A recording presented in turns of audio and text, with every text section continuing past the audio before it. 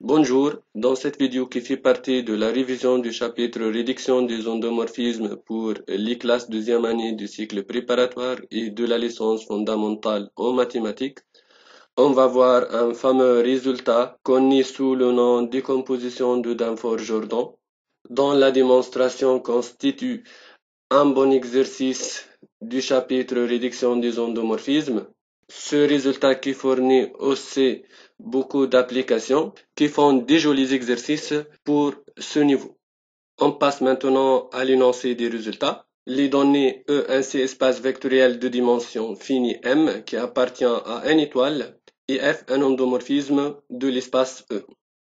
Le résultat de Danforth-Jordan affirme que dans ces conditions, il existe un couple Dn des endomorphismes de E, c'est-à-dire deux endomorphismes D et N de E, vérifiant D diagonalisables, et N nilpotent, F est égal à D plus N, c'est-à-dire F est égal à leur somme, et D rond N est égal à N rond D, c'est-à-dire D et N commutent.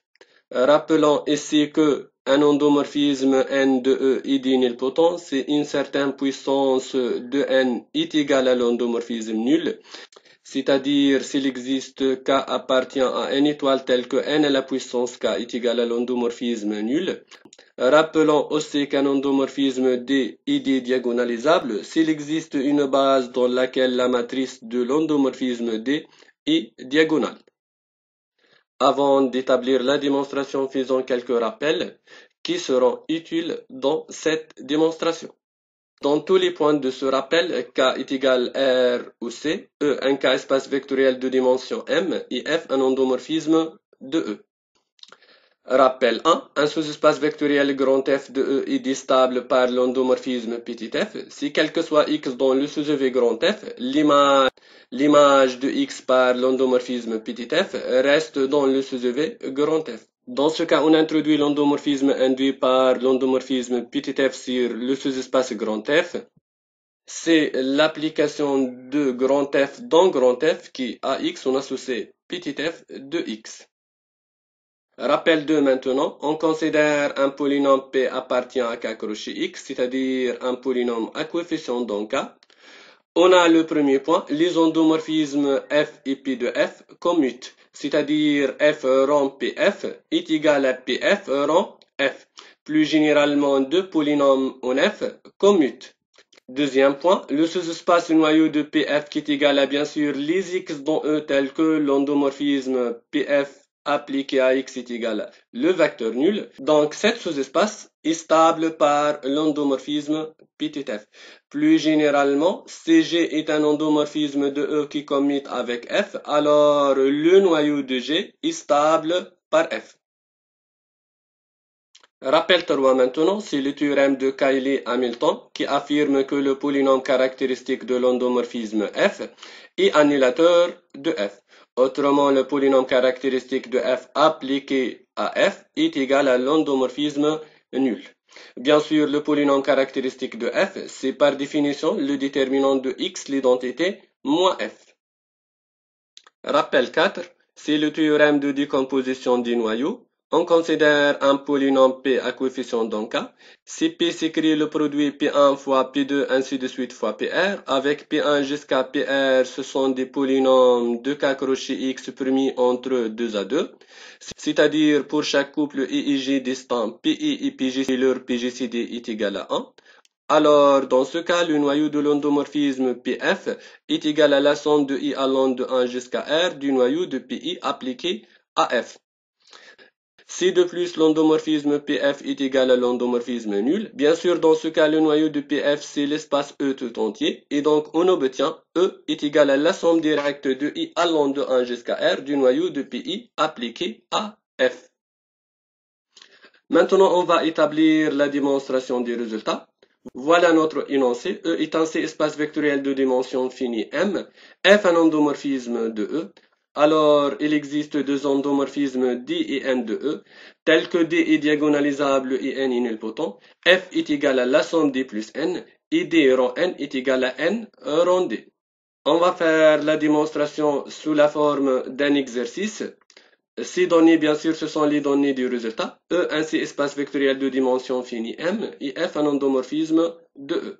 La première question, montrer qu'il existe des sous-espaces vectoriels F1 jusqu'à Fp de E, tous stables par F. Vérifions E est égal à la somme directe des Fi. Et pour tout I entre 1 et P, l'endomorphisme F indice I, induit par l'endomorphisme petit f sur le sous-espace grand Fi, et la somme d'une homothétie et d'un endomorphisme nilpotent. Rappelons ici qu'un endomorphisme G est dit homothétie, CG s'écrit sous la forme alpha l'identité pour un scalaire alpha donné. Dans l'énoncé, il manque le mot induit. IF indice I désigne l'endomorphisme induit par l'endomorphisme petit f sur le sous-EV grand Fi. Je vous conseille d'arrêter la vidéo ici et de réfléchir un peu à cette question avant de voir le reste. On va répondre maintenant à la question 1. La question, c'est montrer qu'il existe des sous-espaces vectoriels F1 jusqu'à Fp de E, tous stables par l'endomorphisme petit f. Vérifions E est égal à la somme directe des Fi. Et pour tout I entre 1 et P, l'endomorphisme induit sur le sous-EV grand Fi et la somme d'une homothétie et d'un endomorphisme nilpotent. On va commencer par une remarque. Rappelons qu'un AVCP est égal à le produit P1 fois P2 ainsi de suite fois PR. Avec P1 jusqu'à PR, ce sont des polynômes permis entre 2 à 2. Et PF est égal à l'endomorphisme nul, c'est-à-dire P est annihilateur de F. Dans ce cas, E est égal à la somme directe du noyau de Pi de F. Donc, on obtient une décomposition de l'espace en somme directe des sous-EV. Et sous-EV sont sous la forme noyau d'un polynôme en F. Donc, ils sont tous stables par F. Donc, si on a un polynôme annihilateur P, alors avec le théorème de décomposition des noyaux, on obtient une décomposition de l'espace en somme directe des sous-EV, tous stables. Et donc, pourquoi pas, choisissons les Fi, les noyaux de Pi de F, avec les Pi, ce sont la décomposition en facteurs irréductibles d'un polynôme annulateur. L'endomorphisme F admet-il un polynôme annihilateur? Bien sûr, si oui. C'est grâce au théorème de Cayley-Hamilton qui affirme que le polynôme caractéristique de F est annulateur. Donc, on applique le théorème de décomposition du noyau aux éléments de la décomposition en facteurs irréductibles du polynôme caractéristique. Et bien sûr, ces éléments sont permis entre 2 à 2. Alors, est-ce que notre choix convient ou non? Nous sommes dans un C-espace vectoriel et donc le polynôme caractéristique est scindé sur C. Alors, E est un C-espace vectoriel de dimension M qui est supérieur ou égal à 1.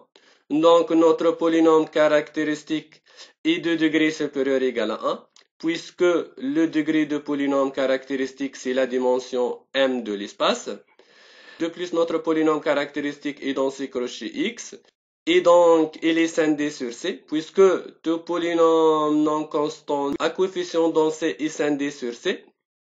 On sait aussi que le polynôme caractéristique est de coefficient dominant 1 et que ses racines sont exactement les valeurs propres de l'endomorphisme F. Et donc, sa décomposition, c'est le produit de I allant de 1 jusqu'à P, x moins lambda I à la puissance mi. Avec les lambda I, ce sont les valeurs propres 2 à 2 distantes de F et les mi, leur multiplicité. Bien sûr, je vous rappelle que c'est un polynôme P scindé. Il s'écrit le produit de x moins lambda I à la puissance mi avec les lambda I ses racines et les mi, leur multiplicité. Alors, les éléments de la décomposition en facteurs irréductibles de notre polynôme caractéristique, ce sont les x moins lambda I à la puissance mi. Posons alors P indice ici x moins lambda I à la puissance mi et Fi son noyau. Bien sûr, Pi appliqué à F, c'est x moins lambda I appliqué à F, le tout à la puissance mi. Or, x moins lambda I appliqué à F, c'est F moins si f moins lambda est l'identité, et donc pi indice i de f, si f moins lambda est l'identité à la puissance mi, et f et grand fi, c'est le noyau de f moins lambda est l'identité à la puissance mi. Comme les lambda i sont 2 à 2 distantes, bien sûr les pi sont permis entre 2 à 2, et donc, d'après le théorème de décomposition du noyau, et vu le fait que le polynôme caractéristique est un polynôme annihilateur de f, on obtient que E est égal à la somme directe des fi. De plus, pour tout i entre 1 et p, fi est stable par f car c'est le noyau d'un polynôme en f. Notons maintenant f PTF indice I, l'endomorphisme induit par l'endomorphisme petit f sur le sous-EV grand Fi. Bien sûr, f indice I, c'est l'application de grand Fi dans grand Fi qui a x on associe f de x. Il nous reste maintenant seulement le fait que l'endomorphisme induit est la somme d'un endomorphisme nilpotent et d'une homoticée. Or, petit f indice I, c'est l'application de grand Fi dans grand Fi, qui a x on associe f de x. Grand F indice I étant le noyau de f moins lambda et l'identité à la puissance mi. En particulier pour tout x dont Fi, on a f moins lambda et l'identité à la puissance mi appliquée à x est égal à le vecteur nul. Mais cette quantité, c'est exactement l'endomorphisme f indice i moins lambda et l'identité de sous-EV grand fi, le tout à la puissance mi appliqué à x. Pourquoi? Car pour x appartient au sous-EV grand fi, l'endomorphisme petit f indice i moins lambda et l'identité de sous-EV grand fi appliqué à x, c'est f indice i appliqué à x moins lambda i fois x. Et f indice i de x, c'est exactement f de x. Donc, on obtient f moins lambda et l'identité, le tout appliqué à x. Et donc, appliquer fi moins lambda et l'identité mi fois à x, c'est la même chose que appliquer f moins lambda et l'identité de l'espace E, mi fois au vecteur x qui donne 0 par définition de fi. Donc, on obtient que fi moins lambda et l'identité à la puissance mi est égal à l'endomorphisme nul. Et donc, l'endomorphisme fi moins lambda et l'identité est nilpotent, qu'on note ni. Alors, fi en fonction de ni, c'est égal à ni plus lambda et l'identité, d'où fi est la somme d'un endomorphisme nilpotent ni et d'une homoticée lambda et l'identité. Question 2 maintenant, on pose de i la dimension du sous-EV grand fi pour chaque i entre 1 et p, et on considère une base B de E adaptée à la décomposition de l'espace E ensemble direct des fi. Montrer qu'il existe des nombres complexes alpha 1 jusqu'à alpha p, et des matrices carrées nilpotentes n1 jusqu'à mp, telles que ni est d'ordre de i à coefficient densé, et qui vérifie la matrice dans la base B de l'endomorphisme f est une matrice diagonale par bloc, dont les blocs diagonaux c'est alpha 1 l'identité d'indice de 1 plus n1, alpha 2 l'identité d'indice de 2 plus n2, ainsi de suite, et finalement alpha p l'identité d'indice de p plus mp. Et la question 3, c'est la conclusion. Répondons maintenant à la question 2. On veut montrer que la matrice dans la base B de l'endomorphisme F est une matrice diagonale par bloc, dont le nombre du bloc diagonaux c'est P, et dont le i un bloc, c'est sous la forme alpha i, l'identité d'ordre de i plus ni, avec alpha i un nombre complexe, et ni une matrice nilpotente. Alors pour la réponse, la base B est une base adaptée à la décomposition de l'espace ensemble direct d'FI, c'est-à-dire B est la réunion ordonnée de BI, avec BI est une base de FI pour chaque I entre 1 et P.